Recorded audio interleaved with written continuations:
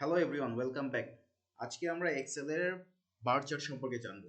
এখানে আমাদের দুইটা কলাম আছে। দুইটা কলামে হচ্ছে আমরা মান্থ এবং ওই মান্থের রিলেভেন্ট সেলস দিয়ে একটা ডেমো স্ট্রাকচার করেছি। এটার উপরে বেস করে আমরা আসলে আমাদের বার চার্টটা তৈরি করব। প্রথমত হচ্ছে আমি আমাদের ডেটাটা সিলেক্ট করলাম, মাস এবং ওই মাসের ইকুইভ্যালেন্ট সেলসটা সিলেক্ট করার পরে আমরা ইনসার্টে চলে গেলাম।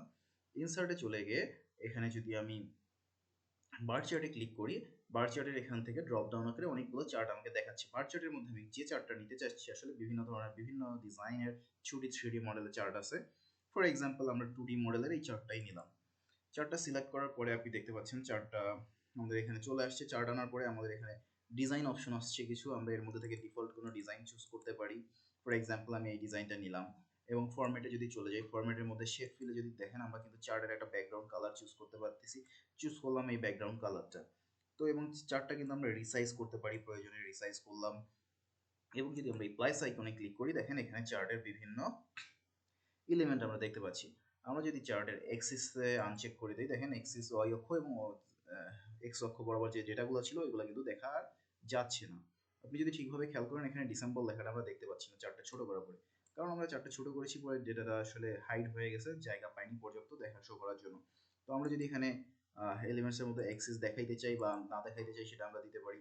এক্সিসের টাইটেল যদি আমরা দিতে চাই, এক্সিসের টাইটেলে ক্লিক করে আমরা আসলে ও ওয়াই অক্ষ বরাবর কি টাইটেল দিতেছি সেটা যদি আমরা বুঝাইতে যাই, আমরা এখানে বললাম যে ফর এক্সাম্পল মান্থস। তারপরে এক্স অক্ষে এসে আমি বললাম যে এটা হচ্ছে সেলস। আমার এক্স অক্ষ ওয়াই অক্ষ বরাবর এক্সিস বরাবর টাইটেল দিতে পারলাম, সিলেক্ট করে ড্র্যাগ করে যেখানে রাখতে চাচ্ছি রাখতে পারলাম। এরপরে হচ্ছে আমরা এখানে যদি দেখেন এক্সিস টাইটেলস দিলাম। আমরা চার্ট টাইটেল আছে, চার্ট টাইটেলে কিন্তু আমরা চেক মার্ক করে দিতে পারি বা আনচেক করে দিতে পারি।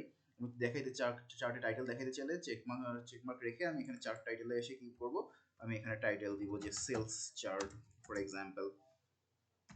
সেলস চার্ট দেওয়ার পরে এখানে আমি যদি প্লাস এখানে আরেকবার যাই, দেখেন ডেটা লেভেলস বলে একটা কথা আছে। আমরা ডেটা লেভেলসে যদি ডেটা টেবিলসে যদি আমরা ক্লিক করি, আমরা যেটা টেবিলের উপরে বেস করে ডেটা বানিয়েছি সেই টেবিলটা আবার এখানে দেখা যাচ্ছে। আমরা আসলে টেবিলটা দেখাইতে চাচ্ছি না। আমরা ডেটা লেভেলস বলি, যদি ডেটা লেভেলসে যদি ক্লিক করেন, দেখেন আনচেক করে দিলাম। আমাদের ডেটার যে ভ্যালুটা আসলে কিন্তু চার্টে দেখা যাচ্ছিল সেটা আনচেক করে দিলে ডেটা লেভেলসটা আসলে দেখা যাবে না। এছাড়া আমরা ডেটা লেভেলসে যদি এই অ্যারো আইকনে ক্লিক করি, আসলে ডেটা লেভেলস আমরা কোন জায়গায় দেখাইতে চাই সেটা হইতে পারে, সিলেক্ট করতে পারি। আমরা বললাম যে এটা কল আউট।